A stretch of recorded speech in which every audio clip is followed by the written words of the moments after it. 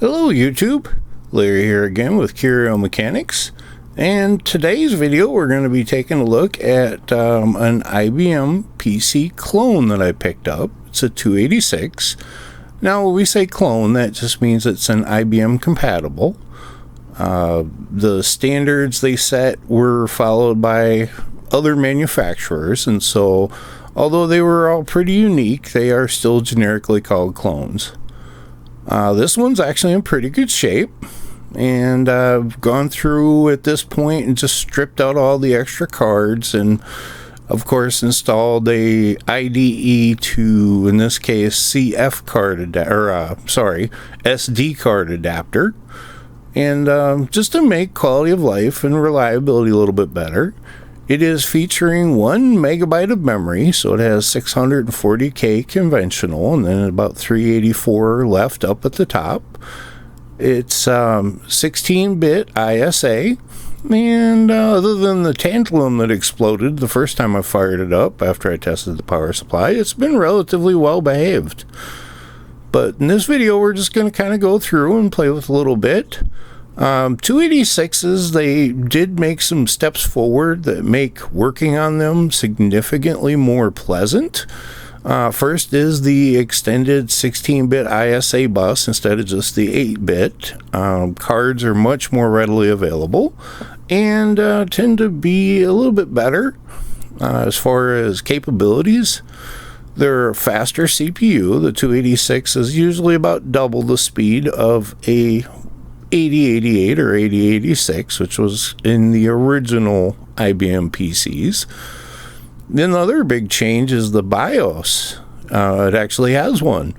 In the original machines, you had to run a setup disk to enable or to change any of the settings, like your floppy drive size or whatever. And the other change is they added IDE, so you can add more modern equipment and things like a CD-ROM drive.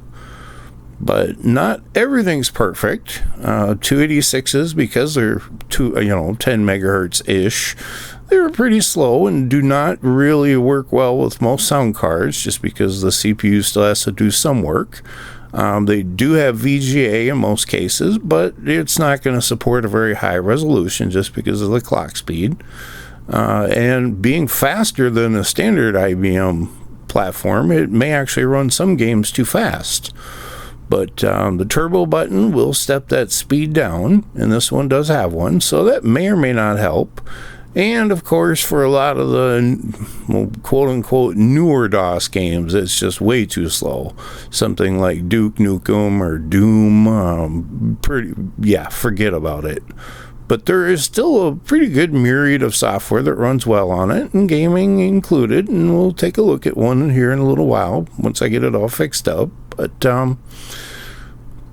I will say that pardon me for not using a tripod for this. I actually am using a different camera and have a tripod mount on order, but everything you see is handheld, me typing with the wrong hand, and I'm not doing a very good job of it. But here's the built-in BIOS, the CMOS setup. In the 286, this was kind of a new thing, and boy does it make life easy compared to running a floppy disk, mostly because you just have to find that disk, and it's just more of a nuisance every time you want to change something. But this is becoming more what we're used to seeing in the future. It does have a onboard battery that retains those settings, and you have to be careful. This is one of those Varta batteries that can leak, not a 2032 like they start to use in the later models, but it still is nice. This one seems to retain the critical settings. I haven't even bothered trying with the clock, but like I said, the battery is not leaking. I did put on DOS 6.22 on this particular card, but just for fun, I'm going to try a copy of PC DOS I got, just to see what the differences are. This was actually written by IBM, not Microsoft. So drive bays are pretty standard configuration for this era. I've got a 3.5 inch and a 5.25 inch. The 5.25 is a 1.2 megabyte, and the 3.5 inch is a 1.44 megabyte. And there's the turbo light on. So overall, not too bad. In shipping, the speaker did get kind of its wires ripped off, so I replaced it with just a completely different speaker. But sound works good, and I'm pleased with the volume level, so no real problems there. There's a peek at the BIOS chip, which, like I say, is, to me, pretty nice. It's a big quality of life improvement. And if you sneak a peek, there's AMD working with Intel back in the day, and there's the heart and soul of the system. I do not have a coprocessor installed at this point, but I might in the future. They're relatively easy to come by. So, basically got it booting into just a stock DOS. These do run Windows, at least earlier versions, okay. I believe you can get Windows 3.1 up and running on it, but like I said, without the sound capabilities being very extravagant, it may or may not even be worth it. I'm fully comfortable working in DOS, so it's not the end of the world to me. I don't plan to use this for anything other than just the occasional game, and so Windows could be just more overhead that I don't need to deal with. But like I said, pretty standard stuff. I've got the the SD card configured Type 47, which gives me 520 megabytes, which for this era of machine was more than ample. A lot of the earlier machines, you were lucky to hit 100 megabytes. But there's your standard DOS load, and it's got, I think 622 is actually pretty fully featured, so there's a lot of stuff in there. If you look on the right, you'll even see the old Microsoft antivirus that they had. Picked up a weird little keyboard that I'm playing with it, and it actually works pretty good. The trackball behaves as a 9-pin serial mouse, so as far as convenience, it's, again, pretty straightforward. But that SD card adapter I needed to print a bracket for, and my cheap junk Letton, Letton printer, well, I heated it up and the bed melted the connector. So enter yet another 3D printer in my world, and here's a Creality Ender 3, which I bought refurbished. So it works. I haven't had any trouble with it getting it set up and calibrated, and there she is doing her job. So we're going to print out a bracket. In this case, I'm going to mount it in the back, just in the expansion card slots, because I usually try to go for the front one, but with this panel, it just seemed like it made more sense. Now, the case is actually pretty bashed up, and I got it from a recycler, so I'm going to try painting it, but I'm going to save that for another issue. This is me showing you that I use a Raspberry Pi for Octoprint as a print server for my 3D printer, so pretty nice there. But there's the results. So now we've got that mounted and fastened down, so pretty easy to switch cards, and I've always thought that the spinning rust is far less reliable and the access time is good, so that's a solution I very commonly employ.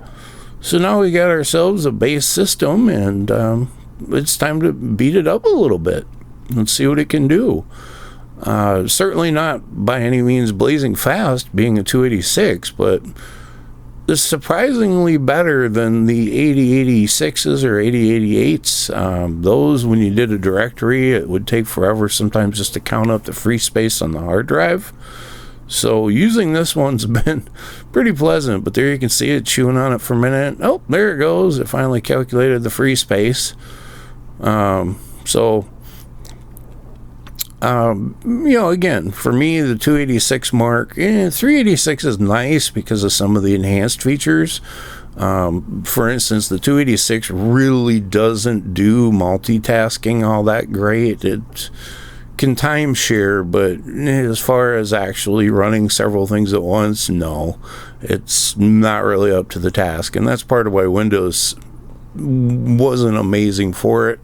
386 enhanced mode was added to Windows 3.1.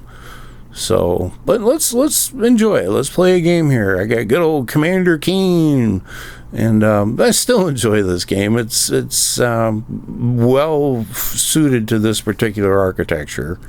So, and if you look at the credits, you'll see the id team that built Doom. There's a lot of names in there that you recognize. So, actually came from a pretty strong lineage. But other than my inability to play the game one-handed while holding a camera, let's give her a shot.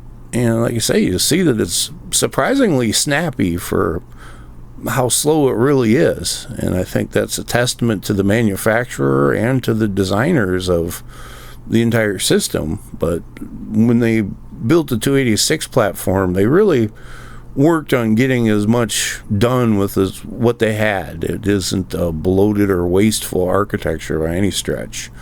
You see, it's running just fine, and the graphics are good. If you could hear the speaker, the sound is great. It's working fine. There's no stutters or breakups, and that speaker actually has pretty good sound. But we'll take one for the team here, because like I said, I can't even hit the jump button with the way I got my hand set up. But there it is. So it is, for era appropriate games, quite comfortable and pleasant. So